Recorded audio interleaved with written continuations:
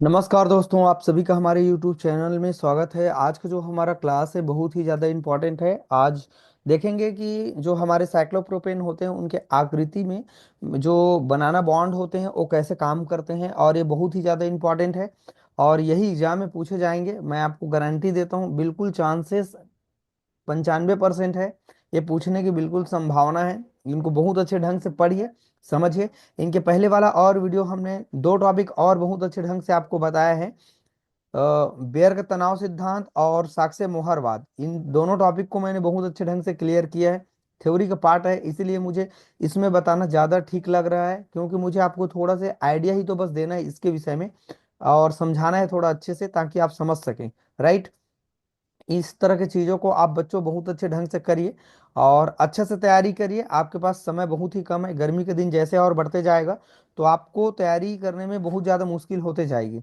अब पेपर आपका जून में होना है, ये बात आप क्लियर कर लीजिए। रिजल्ट आने में अगर हम बात करें तो रिजल्ट आने में आपको कम से कम ये 10-12 अप्रैल लग ही जाएगा।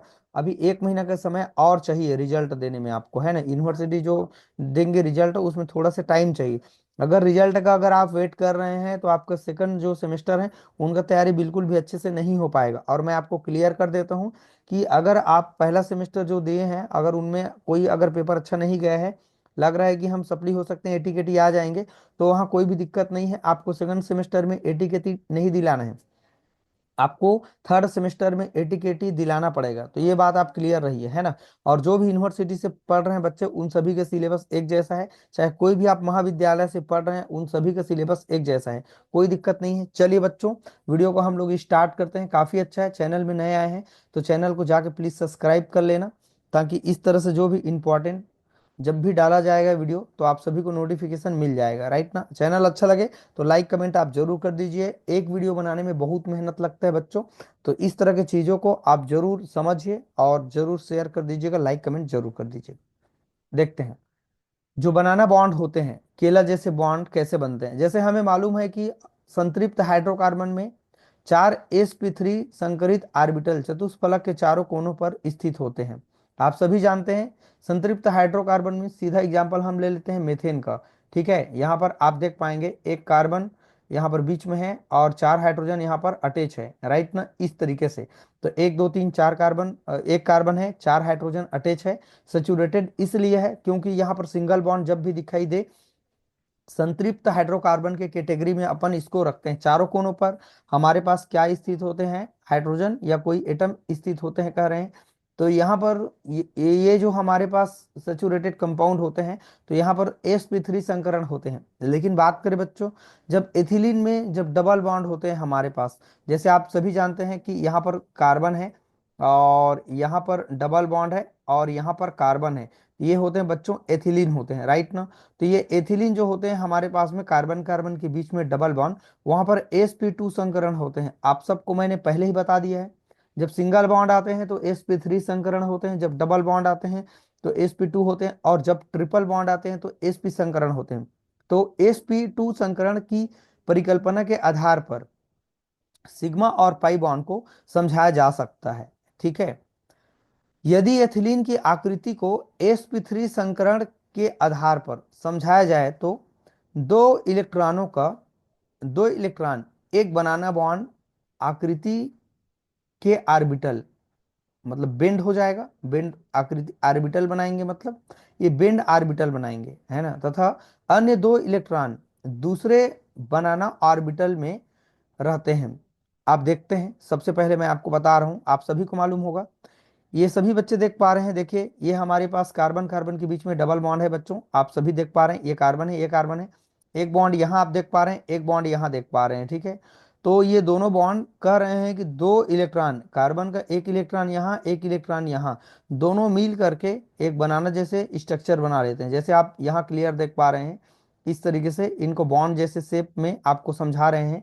और दूसरा जो इलेक्ट्रॉन होते हैं, कार्बन के दो और इलेक्ट्रॉन बचे हुए हैं दोनों कार्बन का, एक यहाँ और एक यहाँ, ये दोनों भी मिल करके इस तरह से जो बॉन्ड बना रहे हैं वो दूसरा बनाना बॉन्ड बनाते हैं, बता रहे हैं।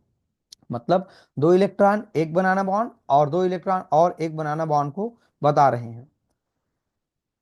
आगे और कह रहे हैं ये दो बनाना ऑर्बिटल एक दूसरे के इक्विलिब्रियम होते हैं, एक दूसरे के समतुल्य होते हैं, मतलब ये वाला बनाना बॉन्ड और ये वाला बनाना बॉन्ड दोनों एक दूसरे के क्या होते हैं, इक्विलिब्रियम होते हैं, मतलब इक्विवेलेंट होते हैं, समतुल्य होते हैं। तथा दर्पण प्रतिबिंब होते हैं, मतलब एक दूसरे के दर्पण प्रतिबिंब देखें आमने सामने सेम दिखाई देंगे। अतः एथिलीन की निम्नलिखित प्रकार से संरचना हमको दिखाई देते हैं। ठीक है, तो ये आप नीचे देख पा रहे हैं। चलिए एक बार मैं रिपीट कर देता हूं। अभी तक हमने क्या देखा है, अभी तक हमने ऊपर से ये देखा है, जैसे कि हम जानते हैं कि सेचुरेटेड जो हाइड्रोकार्बन होते हैं, जहां पर उनकी संकरण बात करें sp3 संकरण होते हैं, आप यहां देख पा रहे हैं चतुष्फलक होते हैं, चारों कोनों पर हाइड्रोजन व्यवस्थित होते हैं, है ना, दिखाई देते हैं कह रहे हैं। और इसी बात को हम जब हम एथिलीन पर हम बात करें तो कार्बन कार्बन के बीच में जब डबल बॉन्ड होते हैं sp2 संकरण पाए जाते हैं, तो इस आधार पर हम सिग्मा और पाई बॉन्ड को समझ सकते हैं कह रहे हैं। और यदि एथिलीन की हम बात करें, उनकी जो आकृति होती है उसमें देखें, तो यहाँ पर sp2 संकरण होते हैं, डबल बॉन्ड है। तो यहाँ पर कह रहे हैं कि दो जो इलेक्ट्रॉन होते हैं, दोनों कार्बन के एक एक जो इलेक्ट्रॉन होते हैं, वो क्या होते हैं, ये बनाना बॉन्ड बनाते हैं। ठीक है, और दो और जो इलेक्ट्रॉन होते हैं, कार्बन के दो और जो इलेक्ट्रॉन होते हैं, दोनों के एक एक और इलेक्ट्रॉन, वो दूसरा बनाना बॉन्ड बनाते हैं। और कह रहे हैं कि दोनों एक दूसरे के समतुल्य होते हैं, बराबर होते हैं, और दोनों ही दर्पण प्रतिबिंब होते हैं, मतलब दर्पण में छाया बनते हुए दिखाई देते हैं, तो एक जैसे दिखाई देते हैं, ये कह रहे हैं। इतना तक हमने यही समझा। डायग्राम आपको बनाना है स्ट्रक्चर।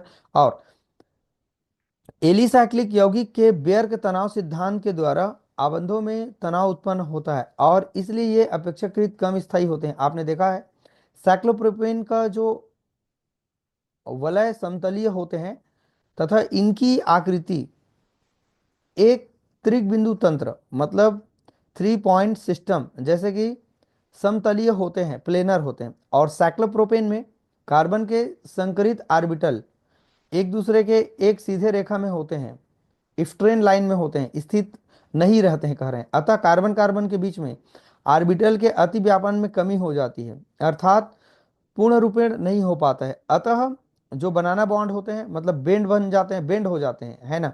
अति व्यापन करने में क्या होती है, उनको तकलीफ होती है, सीधे लाइन में नहीं होते हैं, जिसके कारण ये बेंड हो जाते हैं कह रहे हैं, और केले जैसी आकृति बना लेते हैं।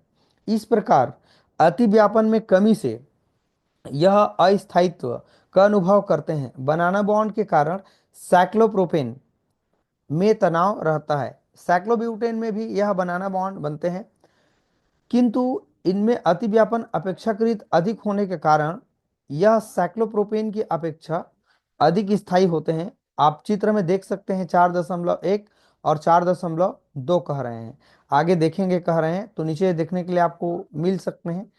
ये 4.1 4.2 तो ऊपर होना चाहिए। अच्छा हाँ, साइक्लो, चलिए थोड़ा सा मैं दिखा रहा हूँ आपको, आपने देखा है, हाँ यहाँ पर आप देखिए, इसको इसको बोल रहे हैं, है ना, ये साइक्लोब्यूटेन है, आप देख पा रहे हैं। तो ये ज़्यादा फ्री है और ये ज़्यादा फ्री नहीं है, ये ज़्यादा तनाव रहित है, सॉरी ये ज़्यादा तनाव में है और ये कम तनाव में है, इसी बात को ये कह रहे हैं। तो यहाँ भी आप देख पाएंगे कि यहाँ भी जो बनाना बॉन्ड है एक तरीके से यहाँ भी बनते हुए नजर आ सकते हैं, इस तरीके से कह रहे हैं। और ये बॉन्ड बना हुआ दिखाई दे रहा है, ये थोड़ा से बॉन्ड को हम लोग इस तरीके से अगर शो कर दें ऐसे, है ना, तो ये आपको बनाना जैसे दिखाई दे सकते हैं और दे ही रहे हैं। ठीक है, तो इस तरीके की चीज को मैंने आपको अच्छे से बता दिया कि कैसे हम समझे कि इसके बनाना बॉन्ड क्या होते हैं। आई होप आपने समझा होगा कि कैसे हम बनाना बॉन्ड को क्लियर करें, और ये एग्जाम में पूछे गए हैं और बिल्कुल पूछने की संभावना है। आप इनको बहुत अच्छे से पढ़िए, ध्यान से पढ़िए बच्चों, तैयारी अच्छा करिए। समझ में आ रहा है आप सभी को? तो आज की वीडियो में हमने बहुत अच्छे ढंग से देखा कि इनके क्या क्या स्ट्रक्चर होते हैं बनाना बॉन्ड का, उनको हमने देखा। अब इसके बाद जो हमारा अगला लेक्चर आएगा, कन्फॉर्मेशनल के ऊपर बात करेंगे, संरूपण के ऊपर हम लोग बात करेंगे। तो चलिए दोस्तों, आज का वीडियो छोटा है, लेकिन छोटा छोटा वीडियो आप समझिए। ये 11 लेक्चर होगा, 11 या 12 लेक्चर होगा, शायद ये 11 लेक्चर है। तो इनको अच्छे से करिए, समझिए, आपको बहुत अच्छे ढंग से समझ में आएगा। कम से कम आपको ये तो समझ में आएगा कि हमको पढ़ना कितना है और क्या करना है। तो ये सब चीज़ आपके लिए बहुत ज़्यादा इंपॉर्टेंट है। चलिए बच्चों, इस तरह के वीडियो को आप देखते रहिए, समझते रहिए, हमारे साथ बने रहिएगा हर वीडियो में। और चैनल अच्छा लगे तो लाइक कमेंट आप जरूर कर दीजिएगा। चैनल में नया है तो चैनल को जाके सब्सक्राइब कर लेना। इस तरह के जो भी इंपॉर्टेंट वीडियो रहेगा फ्यूचर में आपको मिलता रहेगा, राइट ना। चलिए फ्रेंड, वीडियो को वॉच करने के लिए थैंक यू।